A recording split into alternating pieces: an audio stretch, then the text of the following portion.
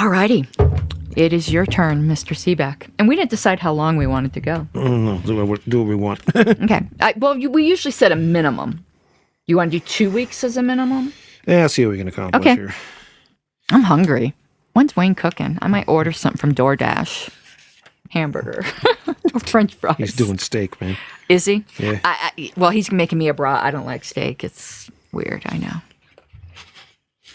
She doesn't like her meat, folks. That's why she has a pink ball. That's why. I like my French fries.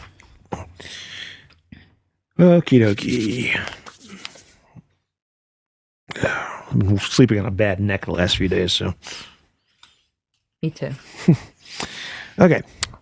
Tuesday, April 21st. Are you ready? And we didn't notice when it was 4:20. We didn't make any comments when it was 4:20. You're right. We didn't. That shows you how square we are. Right. Being in Colorado, I don't partake. I don't either because I can't. It's a good way to lose my job. I don't like it. I can, but I don't like it. So, in any case, April 21st, the day after we didn't partake in anything. Right. Because we're square. And reading this real fast. Okay. Trying to figure out what am I talking about? I was wondering if you were pondering exactly how square we are. We're so square. Our corners have corners. Libertarians in general, considering our policies, you would think like we're like the most hedonistic, radical, dope smoking, gun carrying, naked streaking hippies. You know, but usually most libertarians I know don't even drink. Now I know a lot of drinkers, but except at conventions. Listen, then we make up for it. I went with Lily, who was state chair at the time, as you know, to LPEX, which was a libertarian convention. We're at a casino. I'm the only one that's drinking. Nobody gambled. Nobody drank. And when I got Lily to gamble slightly at the slot machines, you know what she ordered from the waitress going around? A Virgin Bloody Mary. Milk!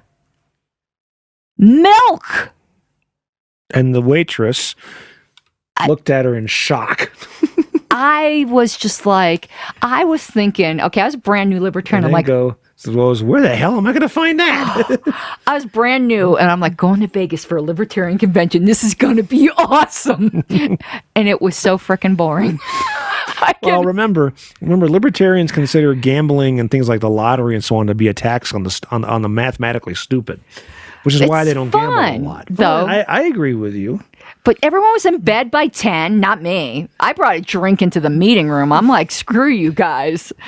See, in St. Louis in 2010, everybody was drinking. There was literally a upstairs ballroom that had been converted into a giant party suite. There were party suites all over the place. I literally probably drank about a 12-pack that evening, and I was up bright and bushy the next morning because I had enough sense to not only have a meal in the middle of all of my drinking, but I had caffeine to boot, and it cross-canceled the alcohol effects, so I was fine. At the 2016, I drank too much at the 2016 convention, but most of the people I knew barely drank. I passed out in the bathroom. But most of the radicals I was hanging out with, because I was doing the radical caucus stuff, did not drink. Now in Visalia in California, when we had our convention there in 2008, was it? Yeah. The room package I had included a couple bottles of champagne, just because of the package deal I was able to score. Well, I gave the bottles of champagne to one of the suite parties because I didn't want them because I don't drink champagne. But it also included some free food at the restaurant, dinner for two, and a bunch of other things, which I proceeded to just chow down on, including this big old sampler platter of room service that was actually pretty good. In 2018, I couldn't drink. Why not? I was campaigning. I didn't sleep. All I did was campaign. It was rough. I had a little bit then, but not too much. But, and let me tell you, neither convention, okay, this is no drugs to be found anywhere. And I was thinking, none. I figured, you're going to walk in the bathroom, there's going to be people doing blow or whatever. Nothing. Square. Just saying. I'm sorry to ruin our image. We support the right to run naked through the streets, high on marijuana, shooting your AR-15 in the air while cussing out the government. Yeah. It doesn't mean we do that. I know. We like to pretend. Matter of fact, we don't. We're LARPers. Matter of fact, the closest thing we've ever had to a streaker at a convention was James Weeks, and we hope may that never happen again. Well, Star Child. He doesn't streak, but sometimes he leaves little to the imagination. Well, that's just the way he dresses. That's one of the running things of a convention is what's he wearing this time. Mm-hmm. In 2004, in L.A. at the state convention in California, he showed up wearing a suit and shocked the hell out of everybody. I've never seen him in a suit. Because none of us saw that one coming. We're like, wait a minute, he's wearing a suit? Well, and Star Child, what? When he wore the transparent raincoat. Good in a suit, by the way. But when he wore the transparent raincoat, everyone saw that coming. Literally. And going. And going. Okay, whose day is it? I'm like so confused. Oh, it's you. Okay, I'm ready. One more. When James Oakson was at the St. Louis convention, he had his 14-year-old daughter with him. Oof. Very nice girl. But we were just hanging out talking a little bit, and the Star Child walked by, and she had never seen him before. And I forget, he was wearing one of his butterfly outfits. Mm-hmm. And her eyes became as big as dinner plates. Her jaw fell on the floor, and she goes, "Who was that?" And we're just like, no, that's Star Child. But he can pull it off. That dude is in excellent shape. He is in excellent Well, shape. because his job, he's got it. Yeah, he's in excellent physical shape. So, in any case, you never know what you're going to find at one of our conventions, which makes them fun to attend. But you won't find hedonistic drug parties, unfortunately. And you won't find them people using the hallways of the hotel for target practice downrange. No. Okay, April 21st. Yes. On an amendment proposing changes in the list of delegates to a convention. Mm-hmm. We've seen this before. We have, because April is smoking crack. Yes.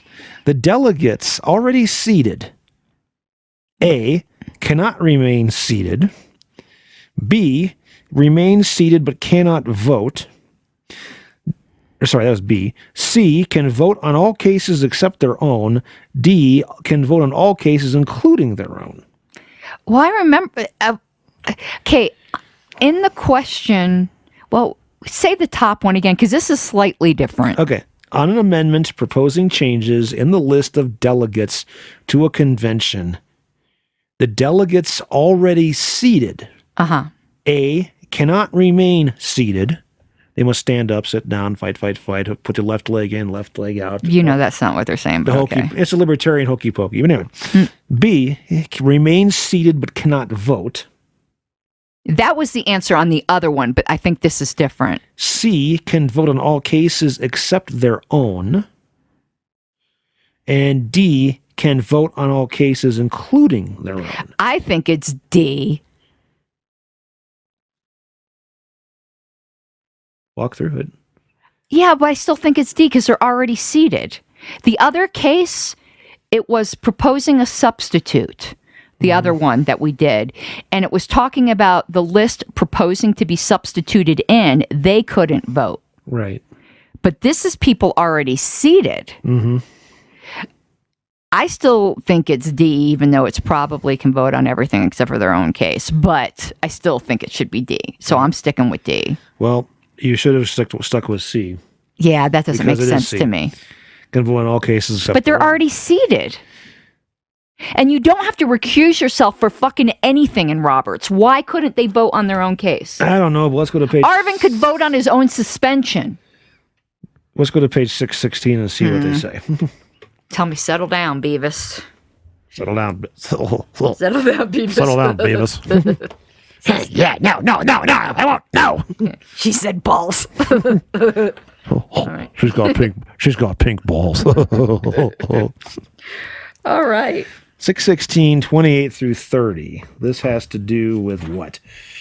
The adoption of the Credentials Committee report. Okay. Okie dokie. Boy, there's a big paragraph before all this, but let's get to it. Scanning down, looking. Yeah, they say they can't vote, but I don't agree with that because they're already Here we seated. go, 26. On an amendment proposing changes in the list of delegates, none of the delegates involved in the case can vote. Those seated by the committee though contested in a case not yet reached, can vote on all cases except their own. On the question of adopting the Credentials Committee's report or on motions connected with its consideration, only those persons whose names are on the list of voting members reported by the committee, as this list stands after any amendments already approved by the convention, are entitled to vote. I don't agree. I don't care.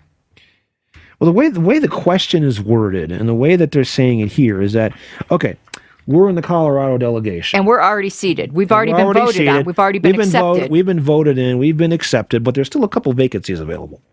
Okay? Mm-hmm. And then there's a motion to add people to fill those open seats. Right. The way this question is worded, we can't vote on who gets added and to that's our not own what delegation. that question says. I mean, that's the way it's worded, but that's not what the rule says. Right. It's talking about when it's contesting your having already been seated. Right, which is not what the question's asking. Which is here. why I said D, because Yeah. it just said a generic amendment. An amendment can... I don't know. I think it was implying that the challenge is to the people already seated, but it didn't really say it. No, That's it didn't. because April, she's got problems. Yeah, under normal circumstances, I would agree with you that it should be D, that you can vote on all But cases. even if including they're your own. contested, since they've already been seated, I still think it should be D because of Yeah. Robert's consistent refusal to tell people to recuse. Mm-hmm. If it wasn't for that, I would agree they can't vote. Mm-hmm. But it doesn't make sense that other people can vote in their own disciplinary shit, and you're not going to allow these people to vote? Okay, let's back up a little bit here. This whole paragraph starts back at line 11. Unless there is debate or proposed amendment, the chair, before taking the vote on adoption of the report, asks, are there any questions on the report?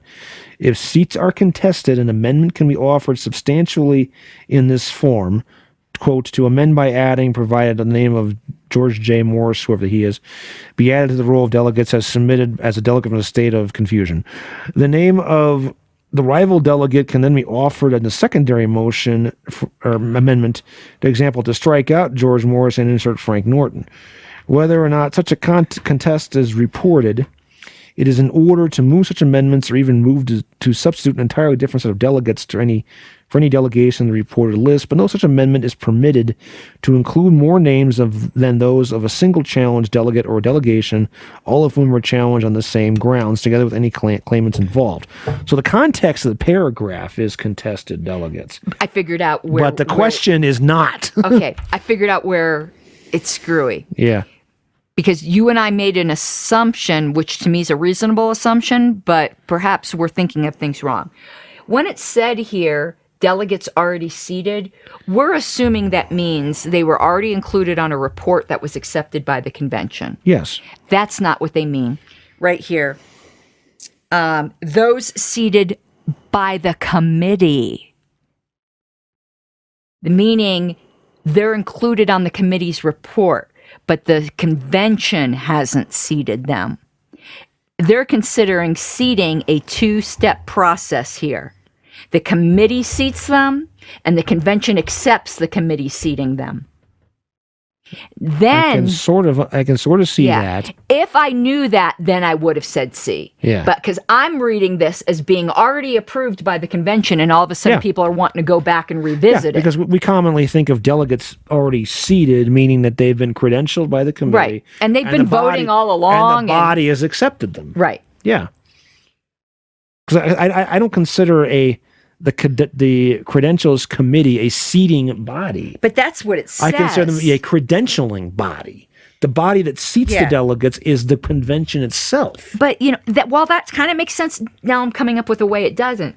So the committee seated them and they can vote before the convention? Yeah. This is weird. Well, let's back up a second. At the very beginning of the convention, okay, at the very first of the convention, we've got delegates who have been credentialed by the Credentials Committee. Mm-hmm. They go in and they assume their spots on the floor. How is somebody going to be accepted into the into the as the convention as delegates if there are no delegates to vote in the first place. Yeah, We have a chicken and egg problem here. Yeah, I'm gonna consult with the priests. Yeah. I'll bring a goat. The Credentials Committee can on the report can move to accept those delegates. But if there's nobody there in the first place, how do you vote on it? Yeah, I'm gonna ask them what's going on here.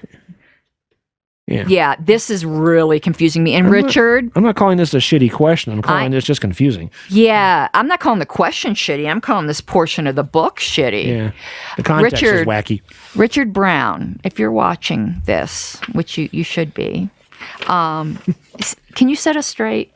Yeah, how in the world can the Credentials Committee move to accept an initial list of delegates to be seated if there is no delegates accepted on the floor to vote on the motion? Oh, that's another. Okay, that's what I was getting at. That's another thing. That's interesting. That's a chicken egg question right there. Now I think though you might be getting to the answer. I think so. Everyone that I think we're coming to the answer. Everyone that shows up with a particular delegation, I think, is considered to be presumptively seated. They can vote on the report, except if they are being challenged. Now it's starting to come together, I think. Keep going. You understand what I'm kind of starting to, but keep going. So, well, your thing where you're talking about the virgin list, yes, before anyone's been credentialed, right, been accepted, they've been credentialed by the committee. All the bodies in the room are not, think of our conventions. Accepted. Yeah. Think of our convention when we're all seated there before the first credentials report. We all vote on the credentials report. Yeah. Accepting. But we're not yet voted in yet. Right. So what gives us the authority to vote on that? It. That's my question. So the Credentials Committee showing up? It's weird. You see the problem here. Richard, help us. Help us, Obi-Wan Kenobi. I mean, it makes sense when you have a group already been accepted and play. We're thinking of the interim reports. Yeah, right. Right. But the step zero. You know? Yeah. Yeah, Obi-Wan Kenobi needs to help us. He's our only hope. Yeah. Wow. Okay. This is what happens when you're a process guy like me, and you start and you see the interim case, but you go back to the original case and go, wait a minute, how did we start this? Yeah, how did that happen to begin with? Right. It's like the virgin birth. Yeah. All right. Here's another one we need to investigate. Not calling it shitty, but definitely calling it confusing. Definitely calling it a mystery. Richard, help us, please. Oh, no, a mystery. Oh, you gavel. I can't gavel. Okay, we're going to lay this mystery on the table for further reconsideration later with more information. All righty.